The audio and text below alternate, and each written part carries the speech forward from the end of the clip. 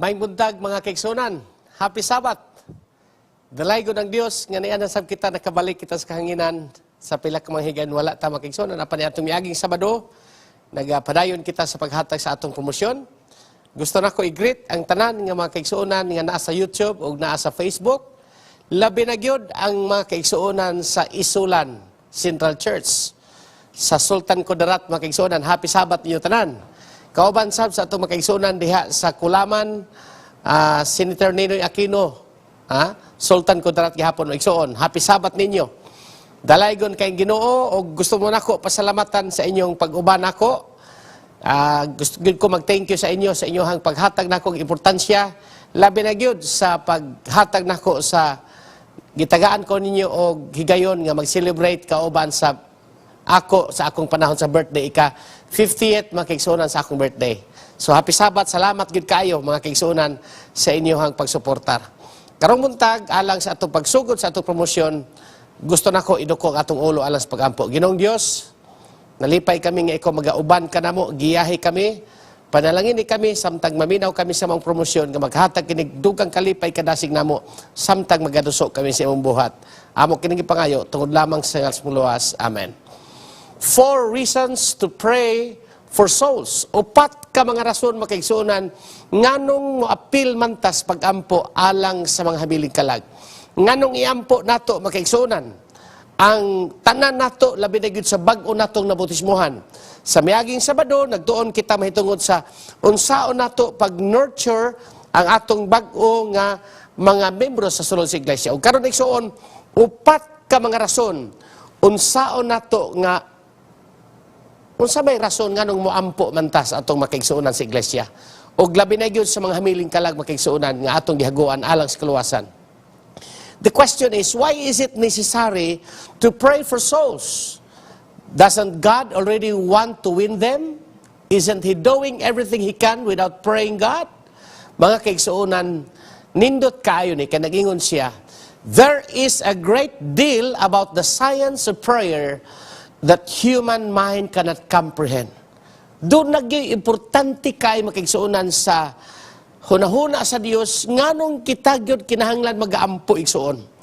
Kayo sa dili man ta kasabot nganong moampo kita alang sa atong mga kaigsuonan labi na gyud sa mga hamiling kalag nga naa sa atong palibot. This should not discourage us. Not knowing everything about electricity does not keep us from employing the benefits of light, heat, and electrical power. Ingon siya, kinahanglan gyud makaigsuonan. Although we will never fully understand the science of prayer, there are at least 4 reasons why we should pray for souls. Upat ka rason makaigsuonan. Number 1, prayer enables God to speak to us about the sins in our lives that are a hindrance to successful soul winning. Ang pag-ampo di ay mga kaigsuonan, nagasulti ka nato kung unsa man ang mga sala sa atong kinabuhi nga atong nasayran nga nakahimong babag sa atong pagdaog hamiling kalag. Abi ninyo mga kaigsuonan, kung ikaw moapil gayud sa soul winning program sa church, mauwaw ka magpadayon sa imong pagpakasala. Ingon si David sa Psalm 51:10-12, ingon siya, create a pure heart in me, O God, and put a new and loyal spirit in me. Buhati ko Ginoo og putli nga kasing-kasing, og ihatag kanako ang bag-o og matinugyanon og loyal nga espiritu. Do not banish me from your presence. Do not take your Holy Spirit away from me. Mga kaigsuonan, nagingon sa verse 12, give me again the joy that comes from your salvation and make me willing to obey. Mga kaigsuonan, ngano di ay nga si David nagpray, unsa ang iyang giampo, mga kaigsuonan, create in me a pure heart, O God. Give me a loyal spirit. Ayaw wala ka nako Ginoo ang imong presensya. Usahay makaigsuonan mo bati kita nga layo kita sa Ginoo.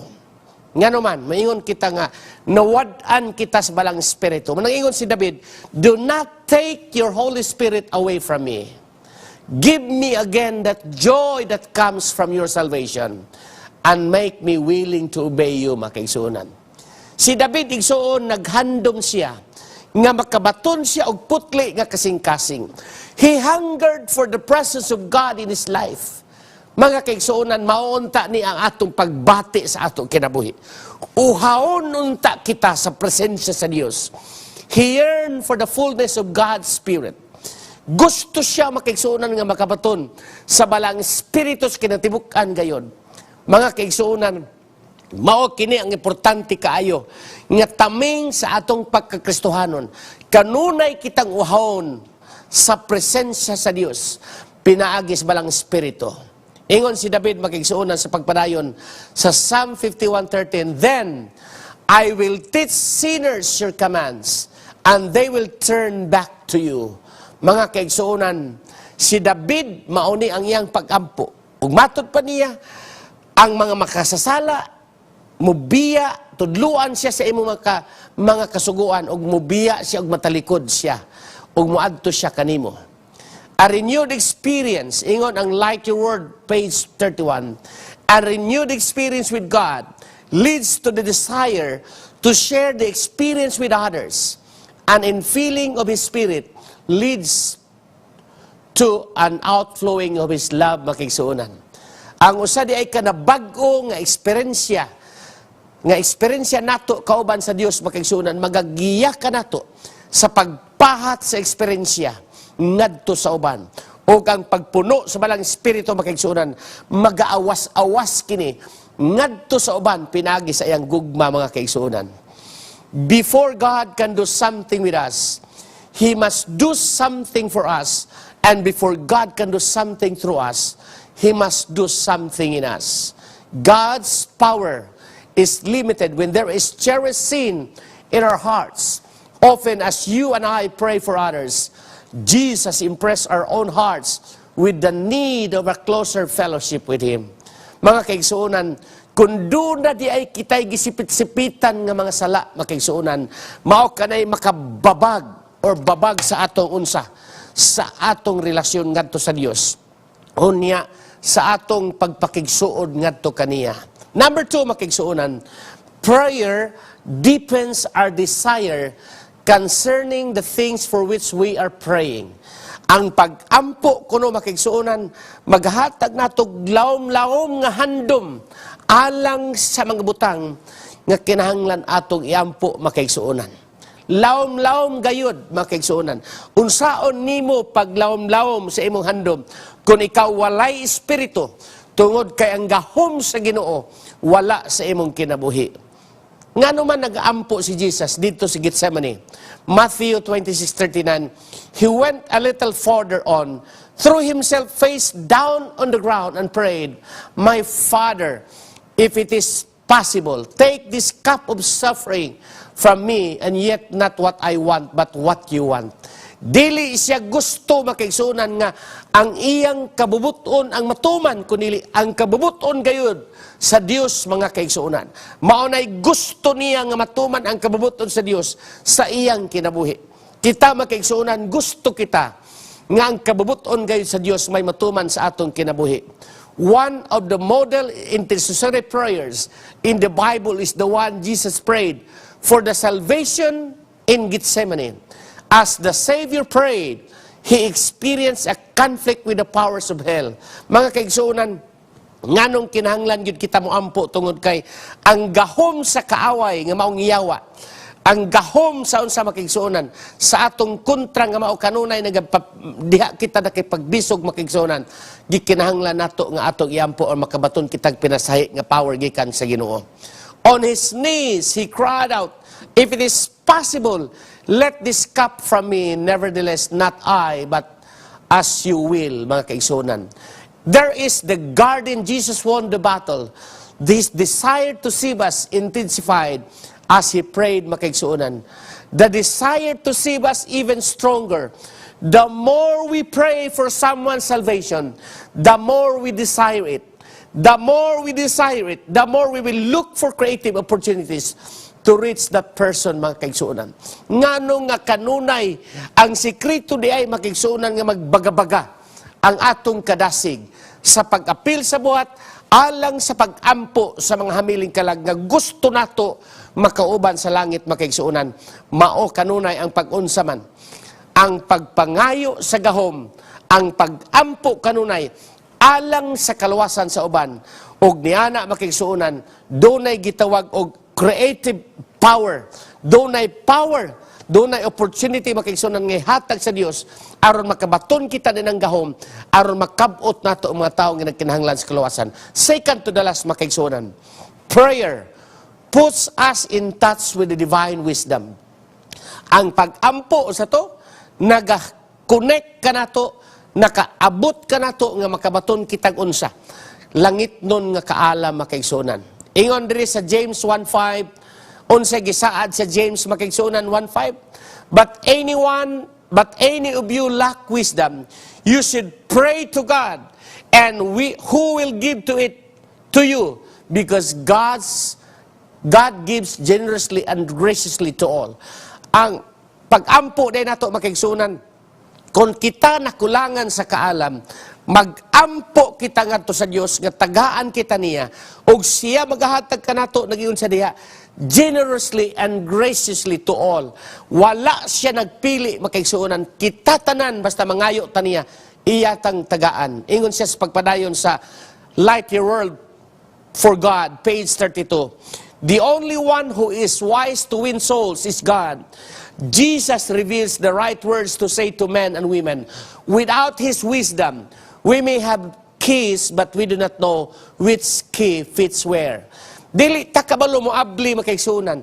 Naa nato ang yawi apan kun bisan pag unsa kadaghan pa sa tong yawi, kun walay magagiya nato sa langit nun nga kaala makaigsuonan, ang Ginoo gayud ragyod, mao ragyod ang makagiya kanato pinagi siyang balaang espiritu. As only as Christ imparts wisdom to us, we will never know the right key to open hearts to receive the treasures of the gospel. Last makaigsuonan, katapusan, prayer enables God to work more powerfully than He could if we did not pray. Ang pag-ampo di ay kuno makaigsuonan, mao kanay makapahimo sa Dios nga makapagbuhat pag-ayo pinaagi gayud sa gahom, gawas kon kita wala nag-ampo makaigsuonan. Ingon siya sa text, Daniel 10:12, then he said, Daniel, don't be afraid. God has heard your prayers ever since the first day you decided to humble yourself in order to gain understanding. I have come in answer to your prayers. Mga kaigsuonan, tungod sa pag-ampo ni Daniel, ingon ang Dios, ayaw kahadlok Daniel. Ang Ginoo gayud na mati sa imong pag-ampo. Bisan pa sa unang adlaw nga ikaw midesider sa pagpaubos sa imong kagalingon, aron ikaw makasabot og aniya ako magatubag sa imong pag-ampo. Mga kaigsuonan, sa ato diyang pag-ampo, gikinahanglan gayud nga kita magapaubos ngadto sa Dios aron tagaan kita niya kaalam, tudluan kita niya sa pagkamapinumsanon, unya ang Dios anda mutubag gayud sa atong mga pag-ampo. Kay ngano man nagingon siya sa James 5:16, the prayer of a good person has a powerful effect, mga kaigsuonan. So the effective fervent prayer of a righteous person makes what? A dramatic difference. As the angel announced to Daniel, your words are heard, mga kaigsuonan. Abi ninyo igsuon, ang sekreto gyud nga ang atong mga pag-ampo tubagon sa Ginoo, gikinahanglan kitag insaktong connection ngadto sa Ginoo. Og kanang insaktong connection makaigsuonan, dili kana nato mahimo kun wala ang gahom sa balaang espiritu sa atong kinabuhi.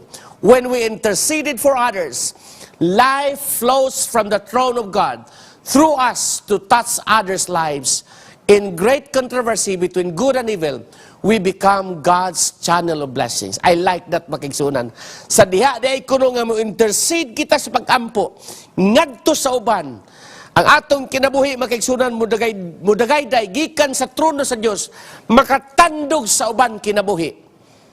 Aron makaigsuonan kita makigbisog, taliwala sa maayog sa dautan, o kita mahimong panalangin, sandayong sa panalangin ngadto sa uban makaigsuonan. Sa dili pa kumulingkod, basahon lang nako ning last nga mga quotations o last nga mga text.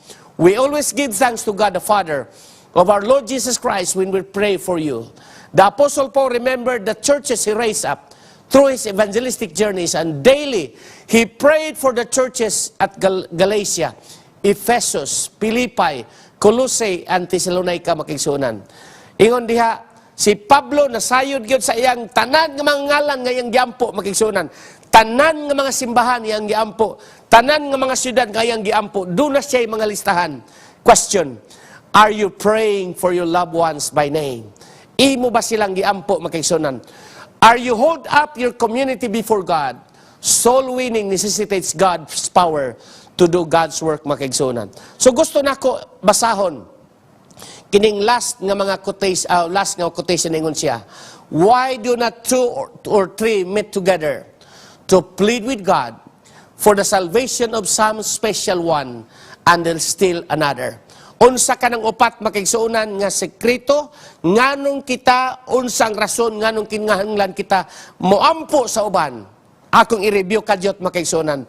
Number 1, prayer enables God to speak to us about the sins in our lives that are a hindrance to successful soul winning. Kinahanglan nganong maampo ta tungod kay kining pag-ampo di ay nato, makigsuunan. Nagasulti kini sa Dios og nagapahinumdom ka nato usab nga ang atong kinabuhi usahay dunay nakahimong babag alang sa kalampusan sa daog hamiling kalag. Number 2, prayer deepens our desire concerning the things for which we are praying. Magakalaong makigsuunan ang atong handom nga nang mga butang nga atong gihandom pinaagi sa pag-ampo, mga kaigsuon. Number 3, second to the last, prayer puts us in touch with the divine wisdom. Ang pag-ampo, mga kaigsuonan, mao kanay makapagdugtong nato ngadto sa langit ng kaalam ug ang katapusan. Prayer enables God to work more powerfully than He could if we did not pray, mga kaigsuonan. Ang pag-ampo nakapahimo sa Dios nga magalihok sa iyang pagpalihok sa iyang gahom aron nga kitang tanan, makigsuunan dunay gahom pinagi sa atong pagkamayampuon apan dili ka na nato mabatnan kung kita dili magaampo, makigsuunan.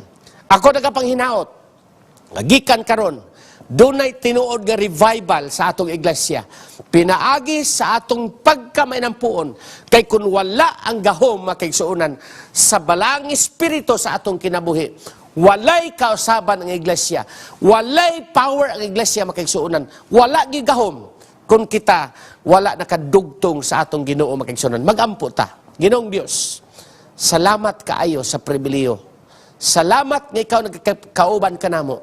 Ug salamat nga pinaagi nining mensahe. Kami tanan mo ampo alang sa among mga silingan, alang sa mga hamiling kalag nga gusto namo mauban alang sa imong gingharian ug gusto namo Ginoo magapabili ng gahom sa among kinabuhi. Ang amo sab nga tagsa-tagsa nga palimalay ug pulianan makauban sa namo dito sa imong gingharian. Salamat kaay Ginoo sa pagtubag nimo sa among pag-ampo ug salamat sa imong gahom pinagi sa balang espiritu nga magapuyo sa among kinabuhi. Amo kining laon madawat tungod lamang sa ngalan ni Jesus nga among luwas. Amen.